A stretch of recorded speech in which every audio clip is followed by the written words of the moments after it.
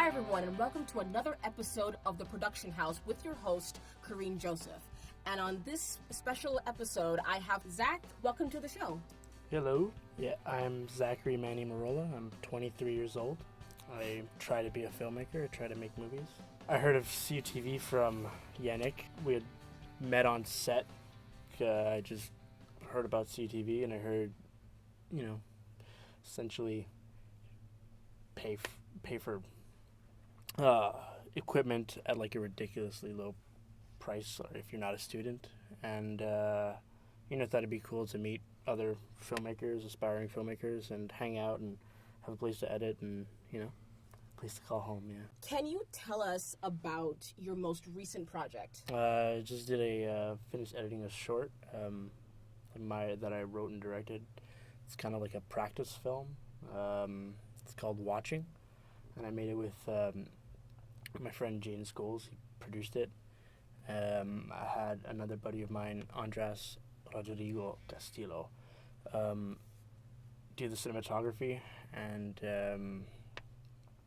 we shot in a day. It's had this actor Paul Burke act in it, and we just, the idea is the man in a room watching television. It's like his everyday kind of ritual, kind of in a dilapidated environment, and slowly he becomes cognizant of a presence in the room, which is our camera watching him, and that slowly drives him insane. We had Zach Scholes and Dominic Katerina from Mario Lombardi as well from Adobop, which is a sound group. So they did the score, they did the sound mixing, and the sound editing, and hopefully it'll be accepted in a few festivals this summer, and later on we'll do another one. Now, you have been in video and film production for quite a number of years. I think it's safe to assume. What is your favorite part of the medium, and what brings you the most frustration? I don't know. I guess my favorite part about it really is the editing aspect, and it's also the part I hate the most in some way. Because it's like, I love editing. The thing is just, it's like, it can lead to some sort of some mental breakdowns, I guess. To me, it's the satisfaction of achieving one cut that, or just in general, just cutting and being happy with that. And also, worst part is not being happy with it. But aside from that, there's obviously writing is I don't know, I really enjoy that. But I don't know, it's kind of the first project I made that was like a real compartmentalized project. It wasn't something where it was kind of just thrown together haphazardly when no one really knew their roles. Right. And I felt more, I don't know, I enjoyed shooting and being on set and being a director, and I enjoyed that. Do you have like a favorite movie or a show or a piece of music or a work of literature that you take inspiration from when making when cultivating your stories? I don't know. Like, when it comes to movies, I think mostly in like directors. I don't know. I love like Paul Thomas Anderson, Scorsese, like Robert Altman. Robert Altman's a big guy. I don't know. It's hard. Like, there's so much content, and there's so much stuff that you're exposed to and that you like. But I mean, if the question is like if there's some piece of art that you like integrate within your own self and like use and try to aid in your art, I don't know if I can. I don't know how to answer that, I guess. Like, I don't know. I haven't made enough stuff, so I don't know. But yeah, I don't know. I just love, I don't know, really. I don't know how to answer it. We can stick with movies. Like, was there like maybe a scene or a character said a piece of dialogue that gave you pause and you were like, I like that. I want that in my next project? Yeah, maybe not something that like I thought I would put in my next project or anything, but there's this scene at the end of Nashville by Robert Altman.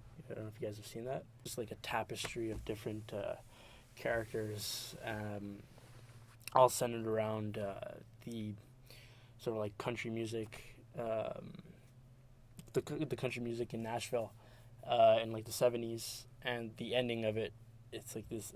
Every time I see it, I get the same kind of reaction, and it kind of overwhelmed with emotion. It's just this this kind of assassination of this country music artist, and it's, you know, there's this one character that you follow throughout the entire film that sort of like actually pops in and out, that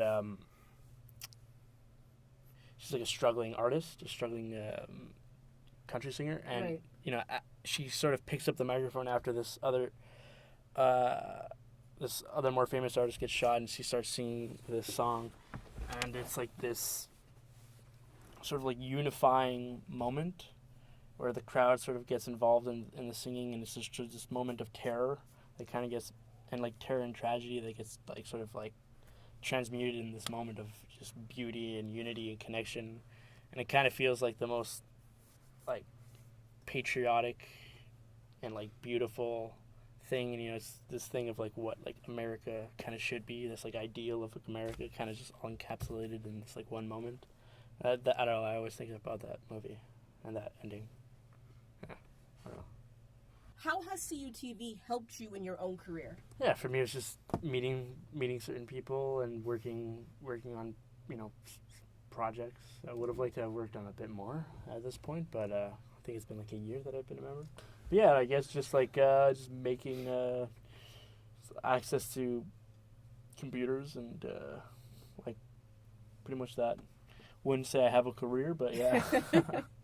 I'd like to open the floor for you to this is your time to either promote yourselves or a project you've worked on or a project you are currently working on that you would like the audience to be aware of. So when it's available for public viewing, consumption, whatever, you know, they know where to look. For me, I don't know. I don't have. I'm setting up a Vimeo. I should be up in like a day or two. I just keep forgetting to do it. Well, now I can keep reminding you, or you can keep reminding when me. this episode comes out, everyone will be like, "Where's the Vimeo link?" Yeah, exactly. You promised a Vimeo link. I'm sure there will be so many people that'll just dying to get that link. But yeah, and you can add me on Facebook or Instagram and stuff. I'm trying to we're in the kind of pre-production stages for another short film I'd like to make at the end of the summer. It's about gangsters. Just a dialogue piece between two actors. It's called Dead Men Don't Wear Pants.